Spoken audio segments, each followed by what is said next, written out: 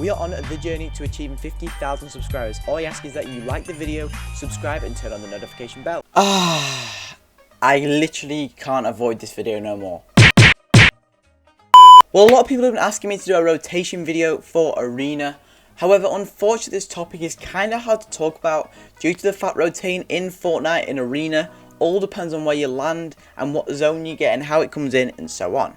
I'll go ahead and try and give you my best tips and tricks in today's video, so make sure you guys watch to the end so you know all the tips and tricks to rotate the best you can in Arena. However, if any of these tips do indeed help you out, please don't forget to drop a like, and if you enjoy, make sure to subscribe. I would honestly appreciate that so much.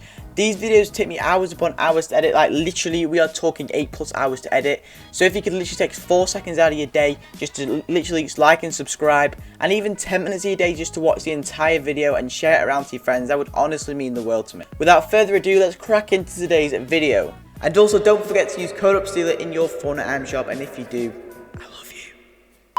Basing around today's video, I'm going to be rotating from my favourite spot, which is Catty Corner. However, if you are struggling to loot this spot, I also have a video on my channel on how to loot this spot every single time.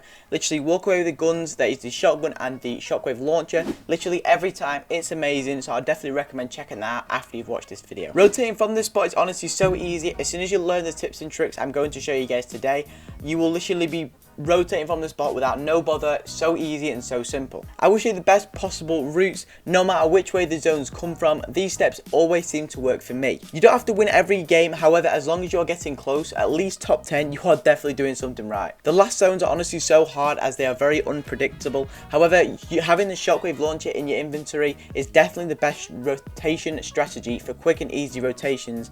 That's why, again, I would always recommend landing at Catty Corner.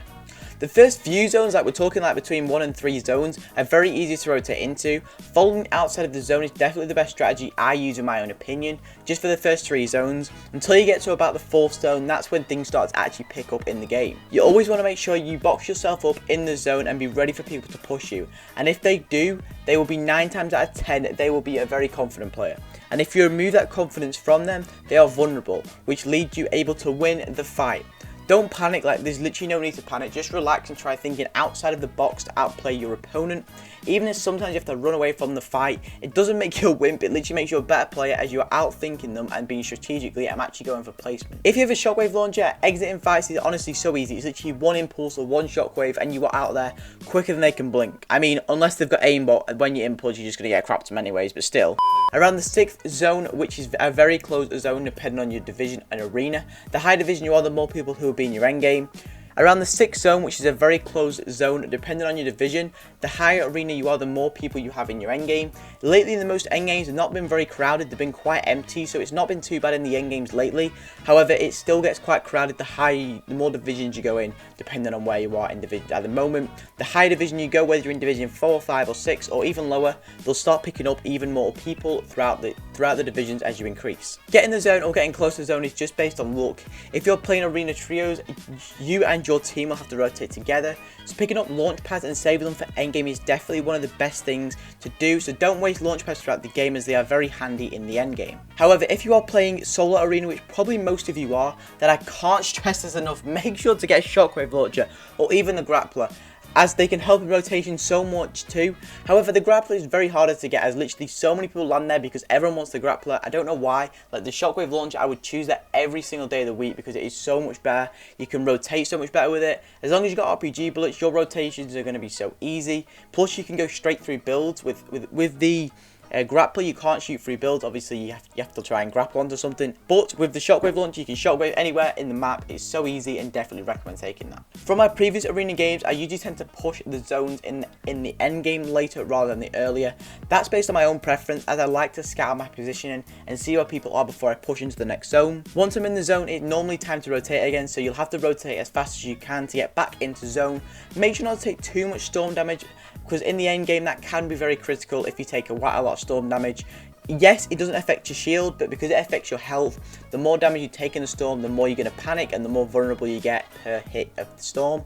If you're being killed off the spawn right at the start of the game, then I'd recommend, changing, even landing spot, like changing location, or change the area you land at that current location. So for example, if you land at the back of the building, land at the front. Change little things up, and that could even help you out so much more. Like, honestly, it helps you out so much more. However, if you are still struggling, please let me know down below, and I will make a video how to win early game fights. If that does indeed help you out, I'll be definitely down to do that for you guys. If you are not a mechanically good player, then I would definitely recommend you're not pushing fights and going for placement instead, running from fights when possible, or even shockwave launching if you do have the shockwave launcher. In the first, second and third zone, I would always recommend holding the outside of the zone, and then when the fourth zone starts, I would recommend pushing towards the middle of the circle. Doing this will put you in an advantage, so that when the zone closes in, like 9 times out of 10 you'll be in the next zone, or the zone or very close to the zone, you know, so you can even tunnel in a couple of times and you'll be in the zone, which will save you mats as well throughout the later game, because in the later game mats will literally fly down so quickly. The shockwave launcher can also impulse players outside of the zone as well. You can use it as a defense mechanism and an actually rotated mechanism, whichever one you want to use it for.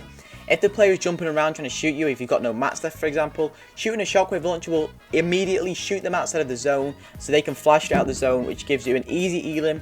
I mean, you don't have to do this if you don't want to, but it's just, you know, it's a really good skill to do. You don't have to be mechanically good to do it. All you've got to do is one nice easy shockwave launcher. They'll fly outside the zone. Even if builds are blocked, even if they try and build, they're going to fly straight through them builds anyway, because the shockwave launcher is that powerful. The last zones are hard, so I definitely recommend going for high ground or being confident to W key players within the last few zones. It will be tight close combat. Making sure to push them fights is definite. The best way to go, if you are W keying an opponent unexpectedly, they will be shocked and start spam building. That gives you time to react to the scenario and give you a cheeky tackle shotgun shot or a charged shotgun shot to the head if possible.